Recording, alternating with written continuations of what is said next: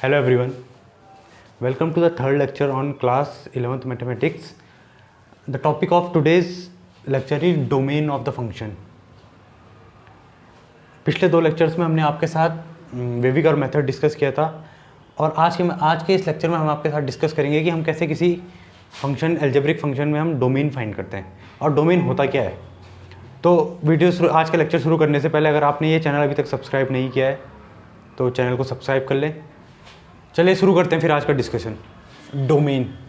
Domain का मतलब होता है हमारा कि all the possible values of x.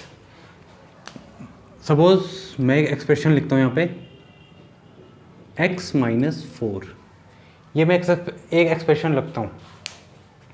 अब अगर मैं इस एक्सप्रेशन में कोई मुझसे ये पूछ दे कि x की कौन कौन सी ऐसी वैल्यूज़ हैं जो मैं यहाँ इस एक्सप्रेशन में रख सकता हूँ, तो वो सारी वैल्यूज़ x की जो मैं इस एक्सप्रेशन में रख सकता हूँ उसी को हम क्या बोलते हैं, डोमेन।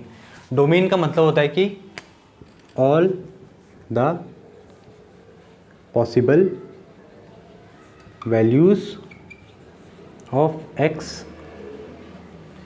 डोमेन का मतलब होता है कि वो x की वो सारी वैल्यूज़ जो हमारे क्या एक्सप्रेशन में अलाउड है। लाइक इसको ये जो एक्सप्रेशन है इसमें अगर मैं 4 रख दूँ, देखिए अगर मैं इस एक्सप्रेशन में 4 रख दूँ तो ये क्या बन जाएगा 1/4 - 4 और 1/4 - 4 हमारा क्या बन जाएगा 1/0। अगर मैं यहाँ x की जगह 4 रख दूँ तो ये बन जाएगा 4 - 4, ये बन जाएगा 1/0।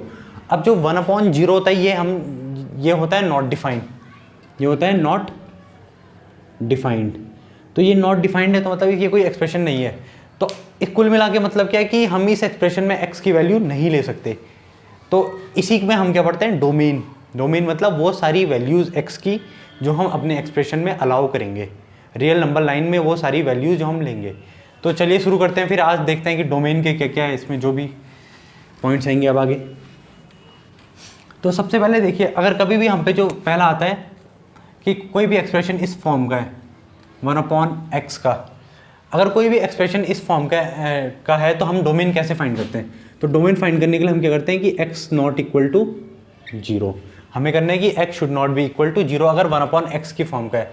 एग्जाम्पल देखिए, अगर मैं लिख देता हूँ 1/x - 7, मुझे इसका डोमेन बताना है। तो इसके डोमेन के लिए मैं क्या करूँगा कि x - 7 should not be equal to 0।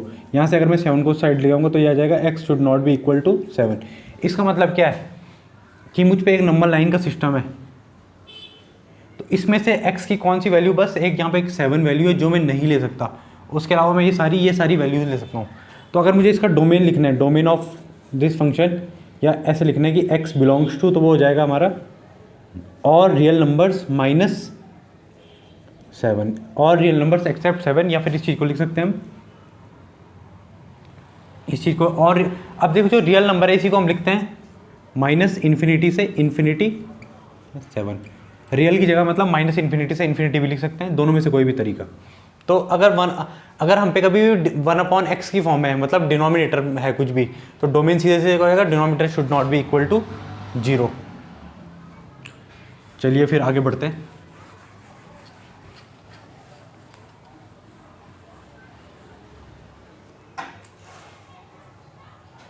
दूसरा है, अगर ये हो एक्सप्रेशन, सपोज हम पे ये एक्सप्रेशन ये होता 1/x² - 4, इसका मुझे डोमेन बताने क्या होगा। डोमेन मतलब x की कौन कौन सी वैल्यू जो अलाउड है। तो फिर देखिए कैसे करते हैं इसे सॉल्व हम। x² - 4 should not be equal to 0। इसका मतलब है x + 2 into x - 2 should not be equal to 0। So x की कौन कौन सी वैल्यूज यहाँ से पॉसिबल नहीं। यहाँ पे देखिए ये कब 0 होगा, एक तो x जब यहाँ पे मैं -2 रखूँगा और एक यहाँ पे +2, तो यहाँ से x की दो वैल्यूज़ क्या क्या आ गई, x should not be equal to 2 and -2। तो अब इसका डोमेन क्या हो जाएगा, हमारा डोमेन ऑफ फंक्शन क्या हो जाएगा। डोमेन ऑफ फंक्शन को ऐसे डिनोट कर सकते हैं हम, डोमेन ऑफ फंक्शन को हम इससे d और स्मॉल f बना दिया हमने, उससे डिनोट कर सकते हैं। तो क्या हो जाएगा, all real numbers accept 2 and -2। तो ये हो गया इसका डोमेन। चलिए फिर आगे और क्वेश्चन देखते हैं। दूसरा केस आता है हम पे कि अंडर रूट के अंदर, for under root to be defined. अगर मुझे अंडर रूट को डिफाइन करना है, लाइक अंडर रूट x को डिफाइन करना है मुझे कि अंडर रूट एक्स डिफाइन करना है तो इसके लिए कंडीशन क्या बन जाती है हमारी कि x should be greater than और इक्वल टू 0। एक्स की जो वैल्यू होनी चाहिए वो क्या होनी चाहिए, या तो 0 से बड़ी हो या फिर 0 हो। एग्जाम्पल देख, क्योंकि अगर 0 से छोटी हो जाएगी तो देखो ये क्या बन जाएगा, अगर x की वैल्यू में -1 लेता हूँ ये -1 बन जाएगा which is an complex number, वो एक कॉम्प्लेक्स नंबर हो जाएगा तो वो हम नहीं ले सकते। तो रियल नंबर में आंसर लाने के लिए हमें क्या करना पड़ेगा, x की वैल्यू को क्या रखना पड़ेगा, एक शुड बी ग्रेटर देन और इक्वल टू 0। एग्जाम्पल देखते हैं इसमें, डोमेन इसका निकालना है हमें अंडर रूट x -3, तो कंडीशन लगाइए x -3 should be greater than और इक्वल टू 0। तो यहाँ से आप चाहे तो बेबी कर्व मेथड लगाओ या फिर सिंपल आंसर बताओ। बेबी कर्व से कैसे होगा, ये 3 पॉइंट आ गया, पहले रीजन पॉजिटिव दूसरा नेगेटिव, यह है ग्रेटर देन इक्वल टू, यहाँ पे देंगे हम फील्ड सर्कल, तो इसका आंसर क्या आ जाएगा 3 से आगे ग्रेटर के लिए पॉजिटिव, इसका आंसर हो गया 3 से इन्फिनिटी। तो ऐसे हम निकालेंगे अंडर रूट के अंदर के लिए डोमेन। तो चलिए अब क्वेश्चन करते हैं कुछ इसके बेसिस पे।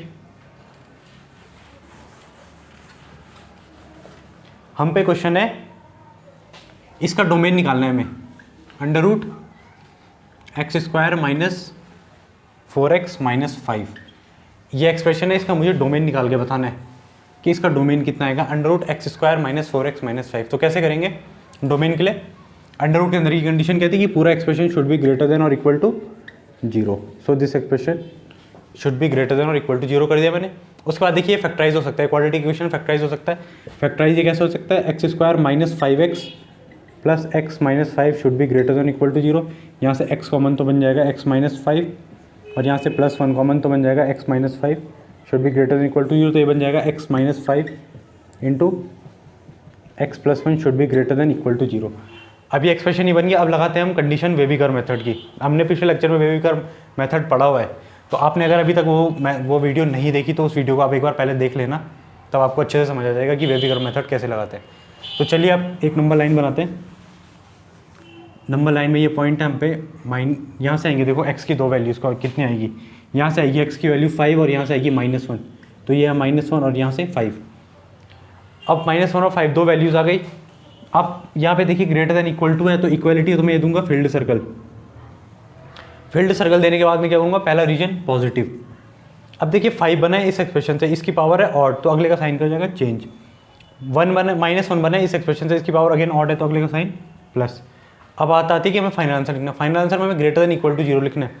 तो हमारा फाइनल आंसर हो जाएगा, यहाँ पर लिख लेता हूँ मैं, x belong to -∞ to -1 u, sorry यहाँ लिखते हैं x belongs to -∞ to -1 union 5 to ∞। ये हो गया इसका फाइनल आंसर, -∞ से -1 यूनियन 5 से ∞। तो ये हमने 2 मेथड डिस्कस कर दिया कि अंडर रूट x के अंदर हम कैसे डोमेन निकालते हैं और 1/x के अंदर कैसे हम डोमेन फाइंड करते हैं।